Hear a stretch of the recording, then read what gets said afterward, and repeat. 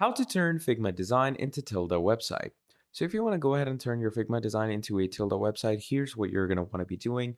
So here, let's say I have this Figma design over here, right? So we're going to open it up.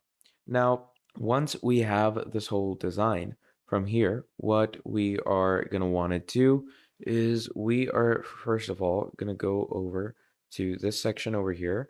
We're going to click on help and account, and we're going to click on account settings. Now in account settings, we're going to come down where it says personal access tokens, and we're going to click on generate new token. Now this token, we're going to call it Tilda. And once we call it Tilda, we're going to click on generate, and now it's going to give us this code.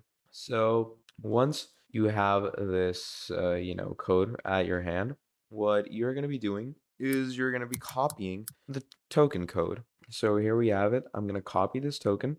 And once we copy this token, you're going to come over to Tilda, and in your Tilda, you're going to do the same thing. You're going to go to personal access tokens, and you are simply going to go over to your Tilda's import section. And in your import section, you're going to first give the layout URL, which is this over here. You're going to take this URL and you're going to add the token in the API token section. Click on import, and that will import your Figma to your Tilda website.